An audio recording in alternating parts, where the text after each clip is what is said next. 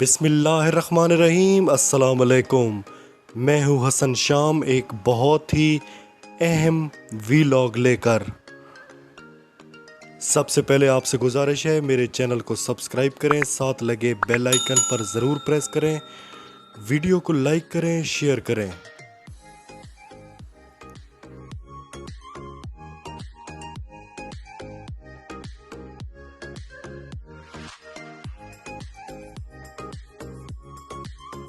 فوج پاکستان کا وہ ادارہ ہے جس سے اس ملک کی سلامتی وابستہ ہے۔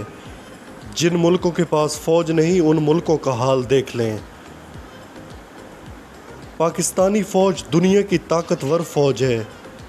بارڈر پر کھڑا ہر فوجی ہماری پہچان ہے، ہماری شان ہے، ہماری جان ہے، ہمارا وقار ہے۔ ہم شہداء کی قربانیوں کو کبھی فراموش نہیں کر سکتے۔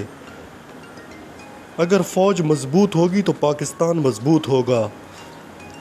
آپ لوگ اختلاف رائے ضرور رکھیں مگر اپنے اداروں کے خلاف نفرت مت پھیلائیں۔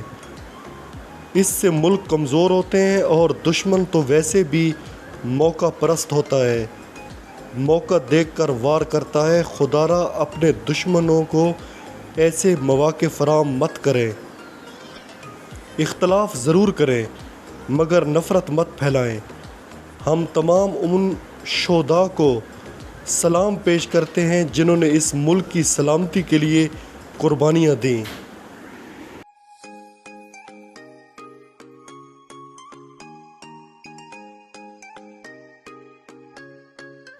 عمران خان کو نااہل کرانے کے لیے ایک بار پھر توشہ خانہ کا سہارا لیا جا رہا ہے۔ ممنوعہ فنڈنگ کی ناکامی کے بعد اب یہ لوگ توشہ خانہ کے ذریعے عمران خان کو راستے سے ہٹانے کا پلان تیار کر چکے ہیں۔ ان کی پوری کوشش ہے کہ الیکشن سے پہلے عمران خان کو نااہل کرا دیا جائے۔ دوسری جانب ایک اور پلاننگ تیار کی جا رہی ہے کہ نواز شریف کو کیسے اہل کروانا ہے۔ اسی لیے نواز شریف کو وطن واپس لانے کی تیاریاں کی جا رہی ہیں، مگر نواز شریف باضد ہیں کہ جب تک کوئی مضبوط گارنٹی نہیں دی جاتی وہ واپس نہیں آئیں گے۔ نواز شریف کا کہنا ہے کہ سب سے پہلے عمران خان کو راستے سے ہٹایا جائے۔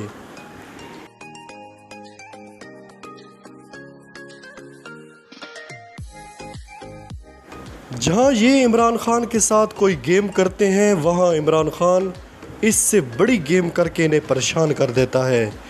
عمران خان نے خود 9 حلقوں سے اسی لیے لڑنے کا فیصلہ کیا تاکہ ان کی پلاننگ کو خاک میں ملا دیا جائے۔ عمران خان نے یوم پاکستان 14 اگست کو اسلام آباد میں بڑا پاور شو کرنے کا اعلان کیا ہے۔ اب یہ امپورٹڈ حکومت اوچھے ہتھ کنڈوں سے اس جلسے کو ناکام کرنے کی کوشش کرے گی۔ ابھی سے انہوں نے راستے بند کرنا شروع کر دیے ہیں۔ یہ 14 جماعتیں جو بڑا جمہوریت کا راگ الاپا کرتی تھیں وہ سب کچھ اپنی موت آب مر چکا ہے۔ یہ ہر طرح سے بے نقاب ہو چکے ہیں۔ یہ کبھی بھی جمہوریت کے قریب سے نہیں گزرے تھے اور نہ ہی کبھی انہیں جمہور کا احساس تھا اور نہ ہی ہوگا۔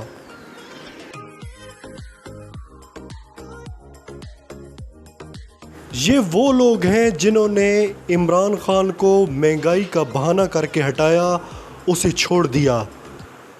آج انہی کے دور میں سب سے زیادہ مہنگائی ہے اور عوام سب سے زیادہ پریشان ہے۔